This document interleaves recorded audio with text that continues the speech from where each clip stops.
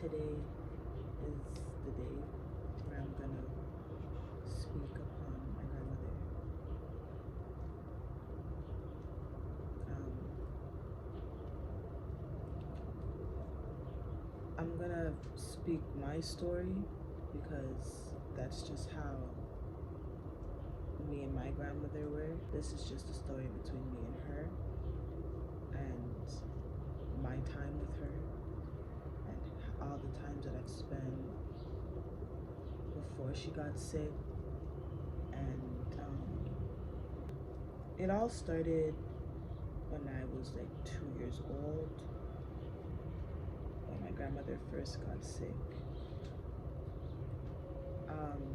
I don't know too much about the story, just a little bit of what my mom told me, but I'm just gonna tell you guys just little bits and parts because a few of you guys have been asking me to tell the story and I've just been dragging it out because it's a very hard topic, like you never really expect your your grandparents to pass away so unexpectedly, right? They always do it the right way. Like they always sit you down and let you know, like, my time is coming or whatever, like prepare you. In this case, my grandmother didn't prepare me because she had already got sick from before. So it all started when I was like 2 years old, when my grandmother first caught her first sickness, which was the coma that she was in. I don't know how she got the coma. I just remember that she was in a coma and everybody was in the hospital around waiting for her to get up. Like she was not getting up. I don't remember what happened, but like she was just laying there unresponsive. Like I honestly thought that was the time when I was gonna lose my grandmother because she was literally laying there not moving. She had all these machines hooked up to her and all them stuff. Like it was like I was young. I was so young I couldn't really understand what was going on, so like all I could do was cry. Like all I can do was cry and scream, ask my mom what's going on, why is grandma not answering me? Like it was just hard. One of my grandmother's sisters came down from Florida and started wiping her down with something so nice, like olive oil, and prayed for her and whatever. And then she just woke up the next day.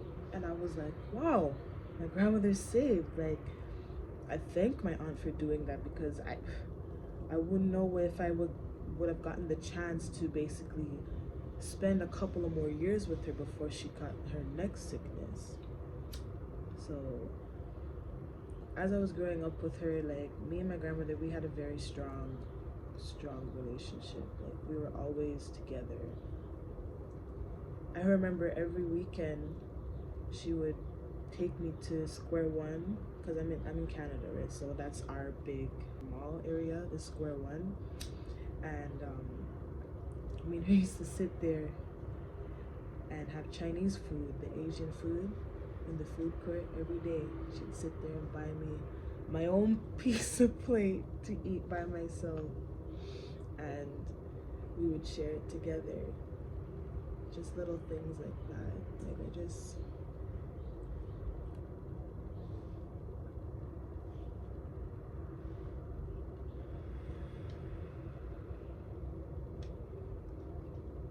me and my grandmother were so close.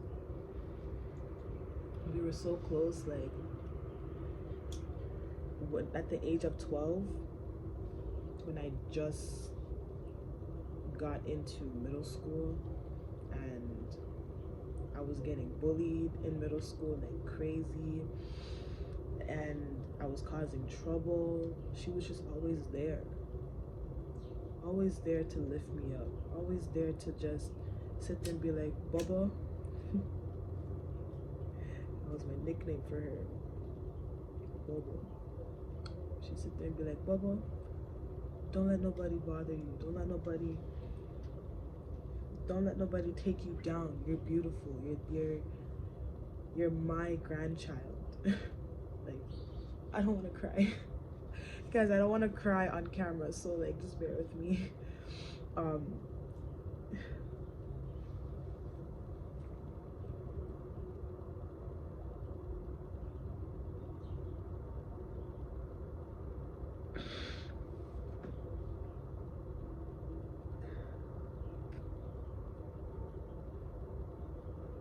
Guys, it's so hard to talk about her. She was such a sweet woman. She was such a sweetheart. Like, I don't understand why it's happening to me, and I just can't do this video without crying. Without crying, because it's like she was like basically all I had. Like, I wasn't close to anybody else. She was just my whole entire life. I don't know if this video is gonna be all good or anything, but I'm gonna try and talk about it. It's just so hard, and it's so fresh because she died January 18th, right? I had a very good weekend that day, like a very good weekend, and like I just don't understand why. I'm trying so hard to hold in my tears. That's why I'm soaking, because I don't want to feel it. But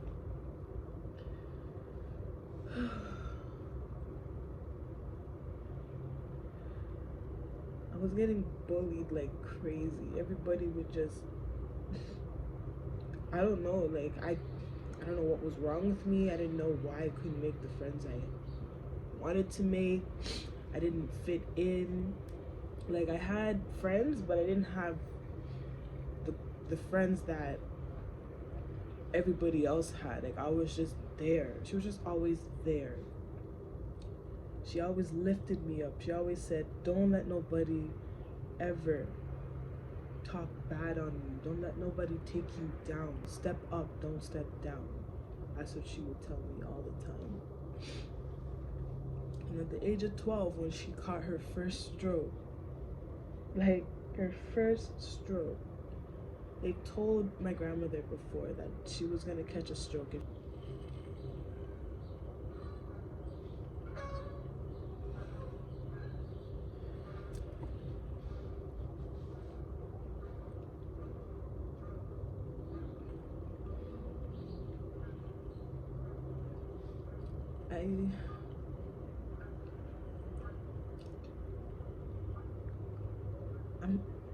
I'm hurting. I'm really hurting. And because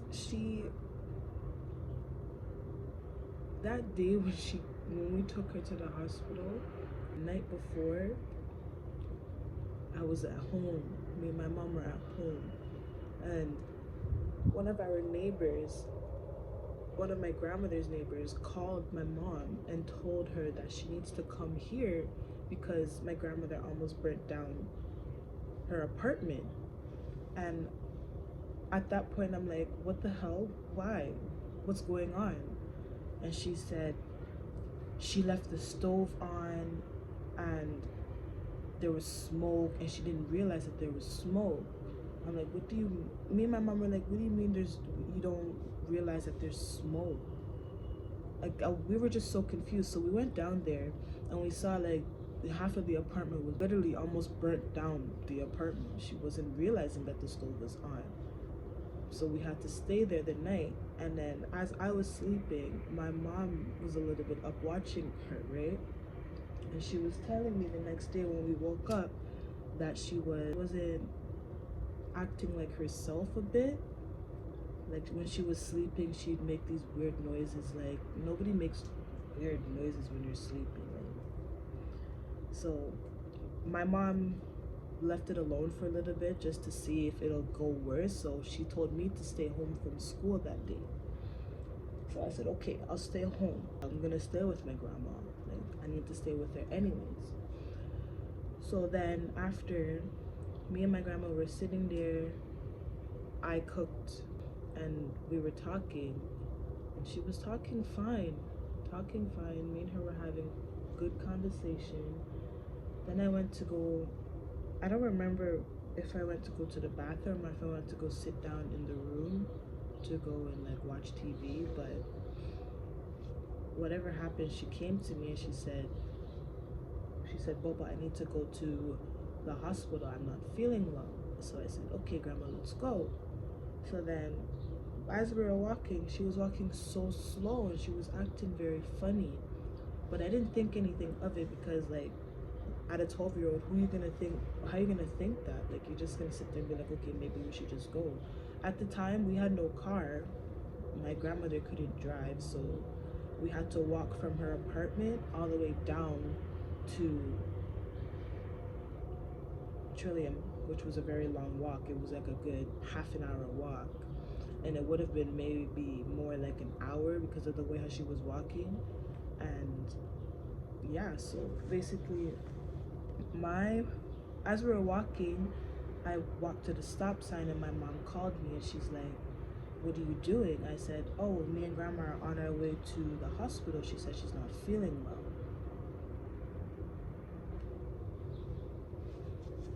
So then my mom's like, what do you mean you're walking down to Trillium? Do you know how far that is? I said, I know, but Grandma's sick. She says she's not feeling well, so I don't want to leave her in the house if something happens and it's too late. She said, put Grandma on the phone. So I put Grandma on the phone, and when she was talking so slurred, she was mumbling. So my mom's like, okay, put Raquel back on the phone.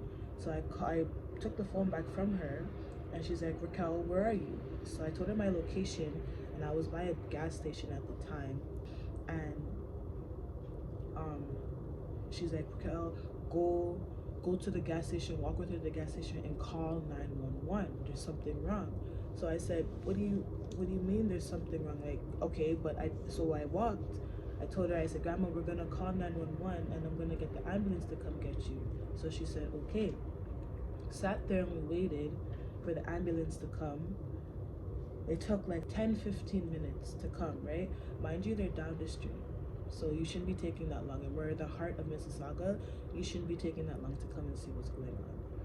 But anyways, they came and they were asking so much questions, poking my grandmother with so much needles, trying to take blood from her, checking her blood pressure, doing everything. And at this point, I'm so scared. I felt brave that day.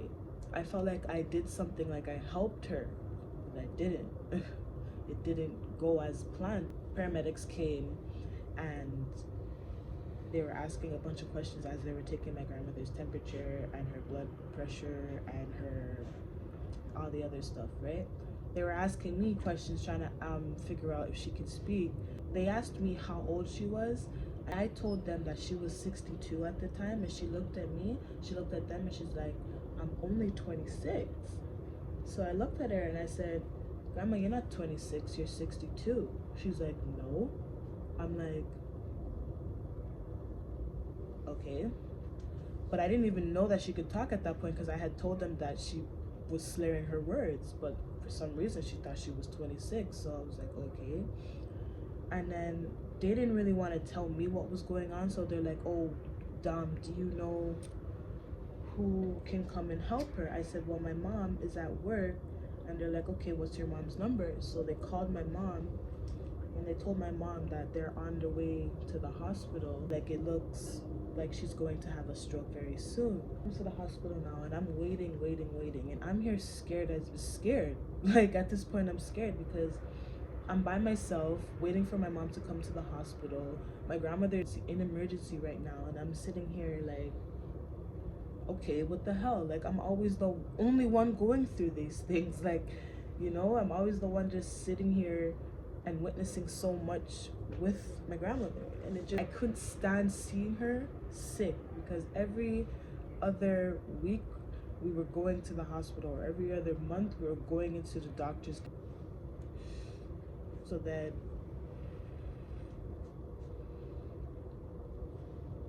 we were waiting there, and And then my uncle Max came. We were all waiting there, waiting there.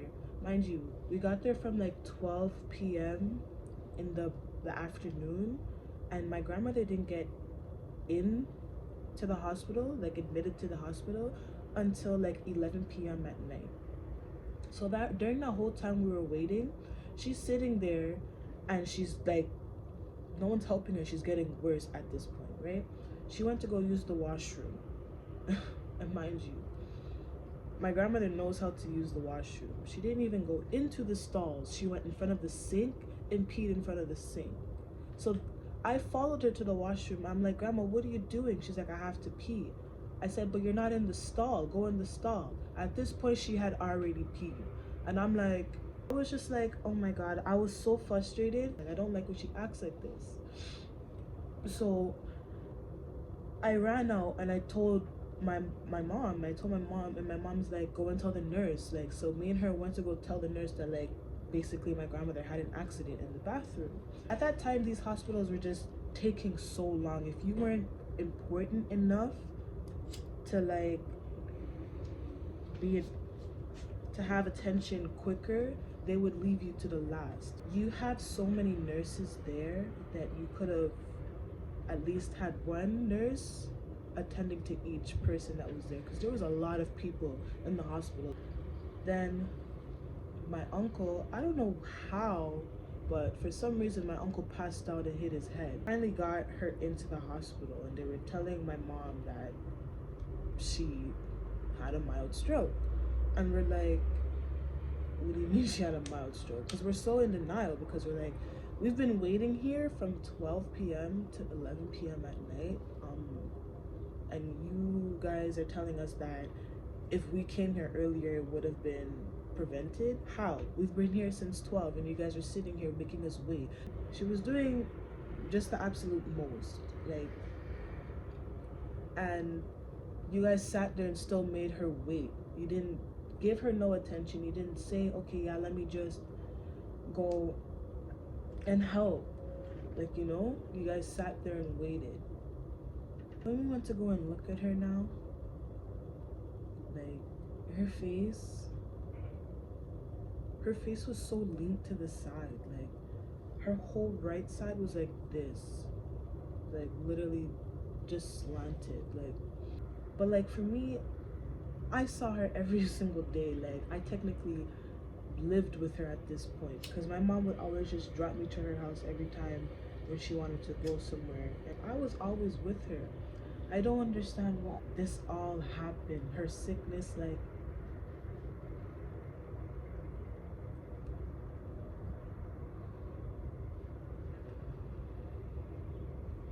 I don't know. It's like she was so up on getting herself better that she just, I don't know what it was. And she was a nurse herself, so she always thought like she knew what was best for her. She always thought she knew what was best for her, always. But sometimes you just have to have someone else tell you what's best for you. That's why I say I lost her at the age of 12, because it's like, since I got you back from when I was younger, when you had the coma, I had that time with you, and then I wanted more time with you, because you didn't get to see me graduate grade 8 graduation. You didn't see me graduate high school.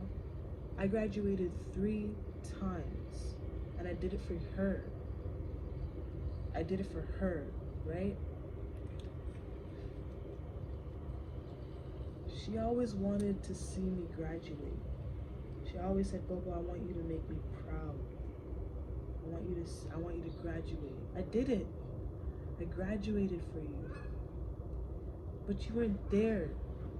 You weren't there to sit there and say, congratulations, my grandbaby graduated. I appreciate you. I miss you so much. I miss you so much. I miss her so much. Like, when she caught stroke and she had to sit in a nursing home, me and my mom were there every week. Every week. Sometimes every day. You have to sit there just to look at her. Why? Like, She was so miserable. She was so mad. She was so mad. She didn't want no one telling her what to do. She didn't want no one feeding her. She didn't want no one changing her. Nothing. She didn't want no one touching her. My grandmother was the sweetest woman ever. To me, at least. And I'm going to carry on her legacy. I am. Because somebody has to know who she was. My grandmother was somebody. She worked hard. She worked very hard. And she loved her children. She loved everybody, all her grandkids.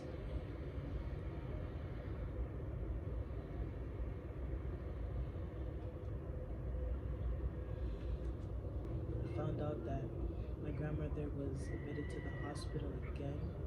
I sat there and I said, why is she in the hospital again? My mother told me she's not eating. She's not taking her medication at this point. She's unresponsive. They want us to go to the hospital now. And at this point, it's like, we're in a pandemic. They're not going to allow the both of us in there. How are we both going to go in there? My friend Cheyenne jumped out of her house. She all came out of her house and came to my house and stood there with me the whole entire time. The whole weekend she stayed with me. And she sat there. We were fine. I heard the doctor talking, but I couldn't hear the doctor talking. I was sleeping, but I wasn't sleeping. And I was trying to wake up. Every time I woke up, something just put me right back to sleep. So when the doctor was fully done talking, I woke up and I asked the doctor, I said, is she gonna die? Because at that point I knew she was gonna die, because I'm there touching her face, looking at her eyes. I'm touching her. She's so cold. I'm like, Grandma, answer me. What's wrong with you? Talk to me. So at this point, my mom and I were just sitting there crying. We just want to spend some time with her. 2020 was the worst year because we didn't get to see her once. We saw her through a window. I'm going to send a little clip right here to show you, like... Bye.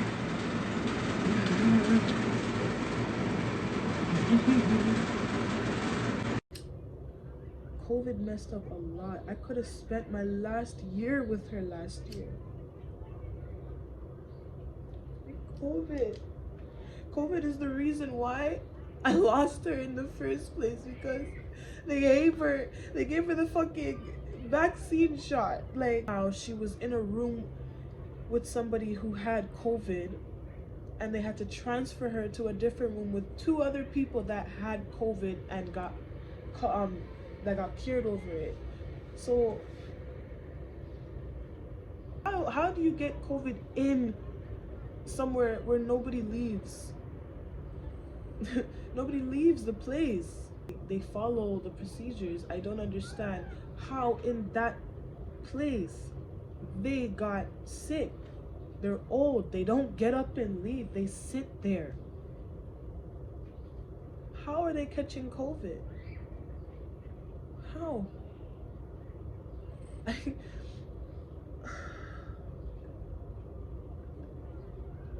The doctor told me, yeah, she might be dying. And I'm like, wow. So you're seriously just gonna sit there and tell me that she might be dying while she's laying there?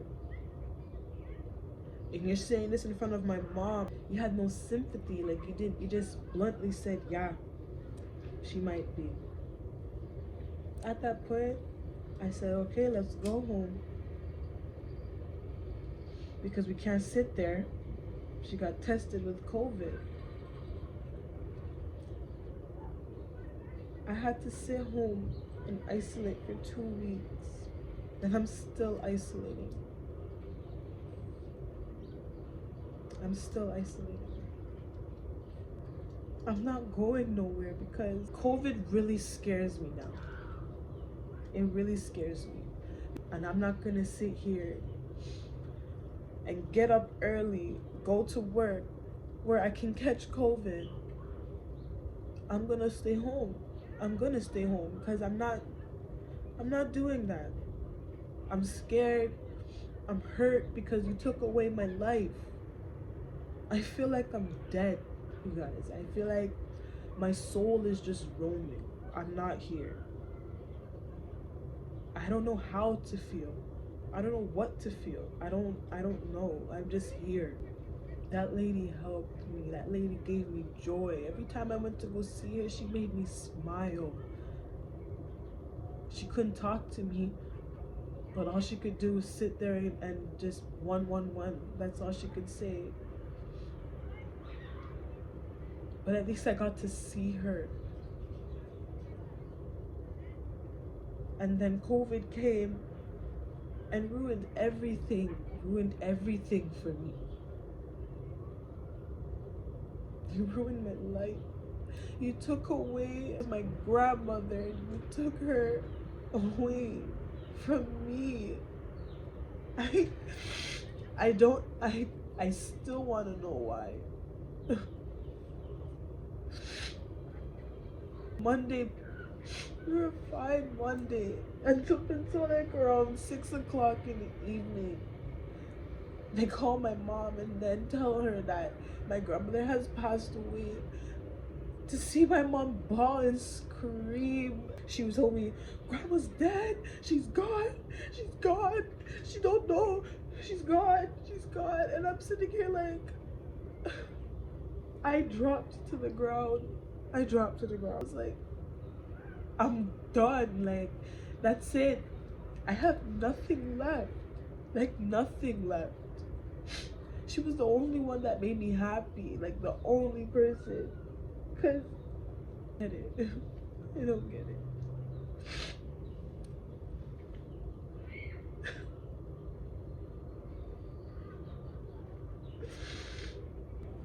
I miss her so much, you guys.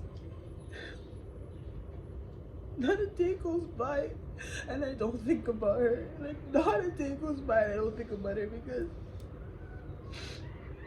she's in here. Like, she's in my heart.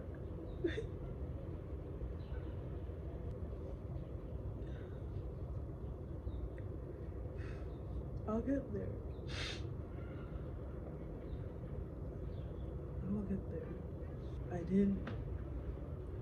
didn't expect it to be this hard.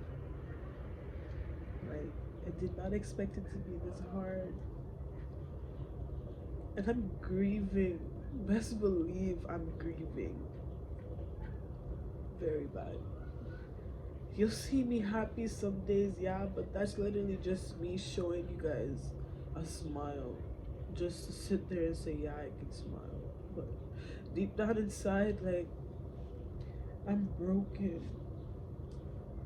I'm so broken. What do you mean? This year is gonna be Mother's Day. And her birthday is literally the day before Mother's Day. We have to go to the gravesite twice.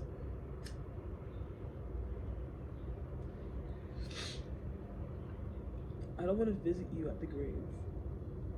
For years, she's been like that. For years, she was suffering. She hated it. She tried her best to stay for us. But it was just too much for her. It was too much for her. Every other day we were getting a call saying that she fell off the bed or she dropped out her wheelchair or something.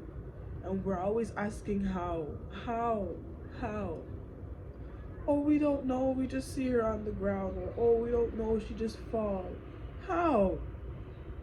How can she just fall? It's either you guys are not putting her in a bed properly, or you guys are not putting her in the wheelchair properly, or something. You guys can't just tell us she's dropped. Like, give us a reason how she dropped. Like, she was probably in so much pain.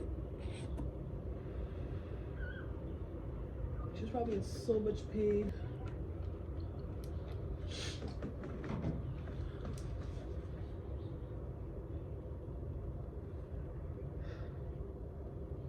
I didn't think that I can come on here and explain my story without at least shedding a few tears. But that's everything for now. I'm probably gonna put a little small clip here of how she looks, a little video collage of something to remember her by. Stay tuned, because I am going to get a tattoo of her, and I'm going to record the tattoo process as my memory of her. And I'm just going to live her legacy, and I'm just going to keep going hard for her. I'm doing it for her. Like, I'm doing all of this for her. I want her to watch over me. I want her to sit there and look down at me and say, that's my grandchild. She's okay. And it's gonna be hard to get over the fact that she's gone, but she's not gone forever. I'll be with her very soon. Just wanted to take the time to say, make sure that you guys like, comment, and subscribe to this channel. I want to thank you guys so much for watching my video.